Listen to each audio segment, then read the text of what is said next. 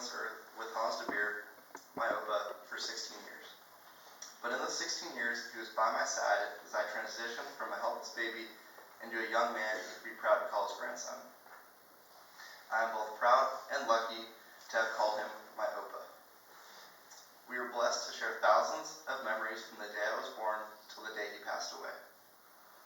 He was present for every significant event in my life: my baptism, my first communion, every Christmas, my graduation, and countless more.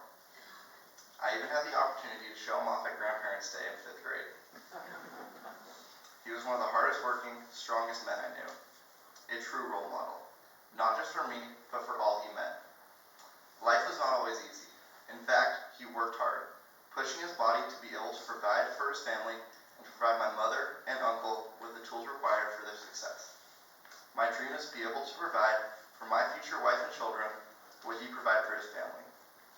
A strong father figure, the ability to travel the world, and most importantly, a role model. He was one of the strongest men I've ever met. Life was never easy, and he was afflicted with many physical hardships, be it his long-time battle with degenerative nerve damage or severe back pain. This never slowed him down, and no matter what, he refused to be bound to a wheelchair.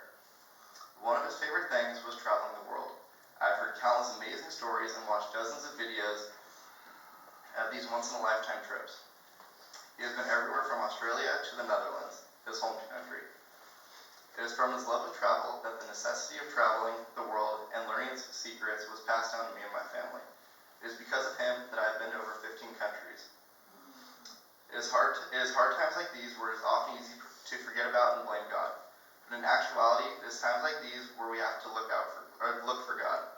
Death is horrible, but it is inevitable. While it may seem hard to fathom, it could have gone worse, much worse. Opa suffered for less than 24 hours in seeing his grandchildren, his son, and his daughter less than a week before his death. For a proud family man, not much more can be asked in such a terrible situation. A close friend once told me this quote: "A man is not defined by his wealth or material objects. He is defined by the footprint he leaves behind." And in the case of Opa, he left large footprints in both my heart and the hearts of everyone here. Evidence of a great man.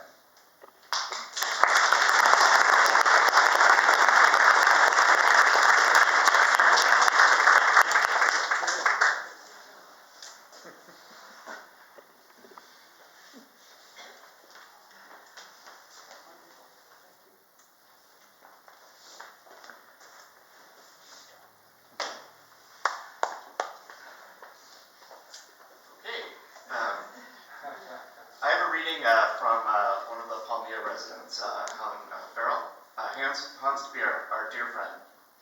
What can I say about our dear friend Hans deBeer? We met Hans and Maureen shortly after they moved to Palmia in the early 90s. We knew they were a special couple from the beginning. As years went by, we found out they were even more special than we realized. You never saw either one of them without a smile and a wonderful greeting. Hans loved the pool, and he spent many hours enjoying it.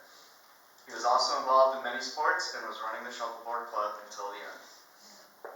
Hans and Maureen were both in the Palmia Players and performed in the shows each year. Their performances were wonderful and always memorable.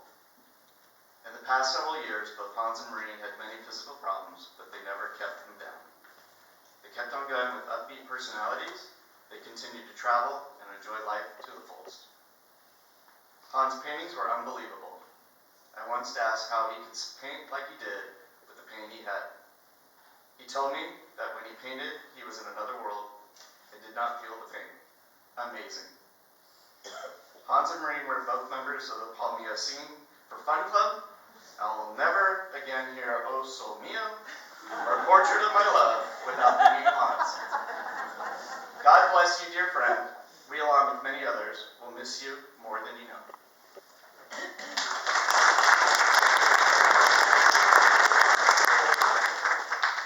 Okay, I'd like to bring up Todd and Terry Ouwehand now to talk about Voices of Holland.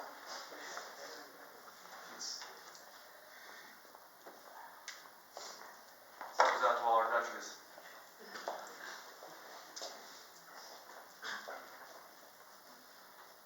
Voices from Holland. From Hedwig, niece of Hans. During my childhood, I was very proud of my American Uncle Hans.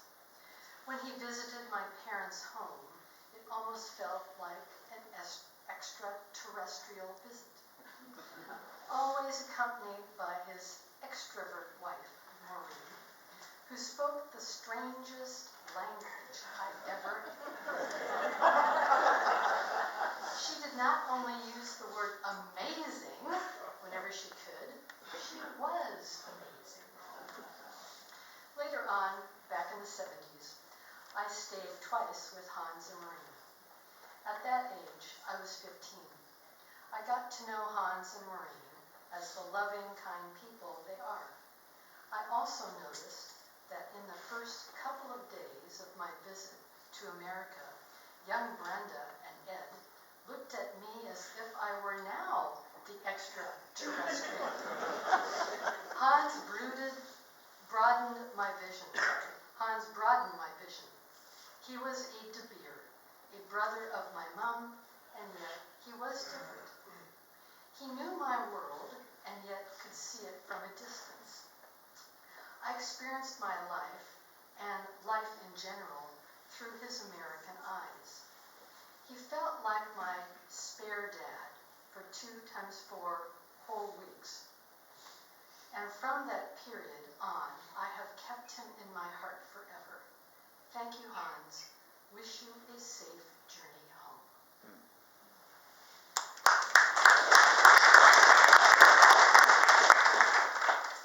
This is from Hank, who is Hans's older brother. I am very glad I was able to have a Skype conversation with Maureen and Hans together. That was fun. I will also cherish my dear memories of the summertime conversations that I had with Hans in the backyard during his last visit to Holland. We sang together, "In heaven there's beer, that's why we drink it here." By the way, Hans, is there any schnapps up there? And this is from Harry and Franz, who are Hans's nephews. My Uncle Hans from America. These words have always meant something special to us. We remember a time when Hans came to visit from the USA. He was a young man picking us up from elementary school in his heavenly blue sports car, an MGB.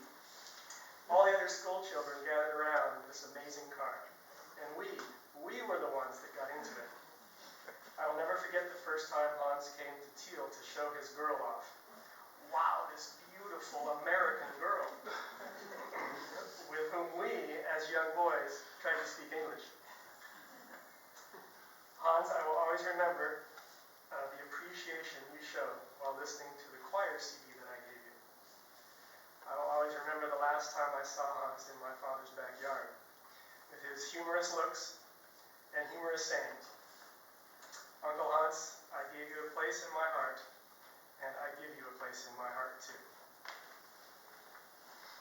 From Yo, his older sister, who is 99. I always enjoyed Hans's telephone calls that mostly started with the words, "Am I speaking to my eldest sister?" When I celebrated my 90th birthday, Hans surprised me by his completely unexpected visit. I was so very fond of Hans. This is from Eric, our nephew. I still have the cactus roast that Hans and Maureen gave me as a holiday gift 35 years ago. I remember Hans occasionally improvised sketches. I also remember a little play about the deBeer Line Company.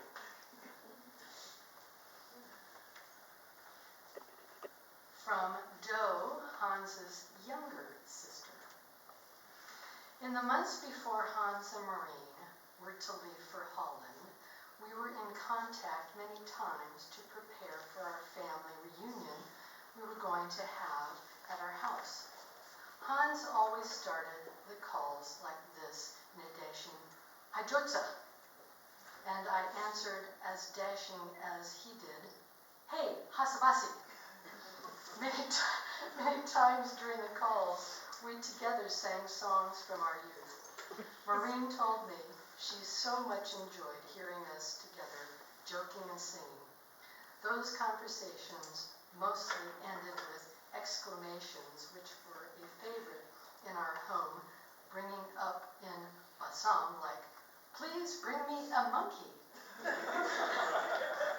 Hans, my special, irreplaceable younger brother, thank you for having been my brother. This is from Luke, who is Doe's brother-in-law. My dear brother, the irreplaceable Hansi, for me, life will never be the same. And then one from Martin, Hans's nephew. Dear Hans, being the youngest son of your sister Doe, I already met you a couple of times in my childhood. Growing up, Hans and Marie were three undividable words to me. A magical name ringing with smiles and joy, and a hint of that exciting faraway mystery land called America. When I was only 20 years old, and I had the opportunity to travel through the USA, I really got to know you, my uncle. After 6 months of traveling, we finally met in Westminster. On that day, you gave me your big, generous bear hug and immediately made me feel connected. You let me stay in your house, sharing with me the warmth of a young family. With no questions asked, you and Maureen adopted me into your lives for many months. I was amazed by your love, taking care of me as your own son. Sorry, you know you have a little competition. We sat in the jacuzzi in the backyard for hours, talking about what brought you to the USA as a young man. And being only 20 years old myself at the time, I was fascinated with how you handled yourself and had educated yourself into a successful life. You helped me see how determination can overcome life's uncertainties and showed me that life's great questions do have answers, Hans.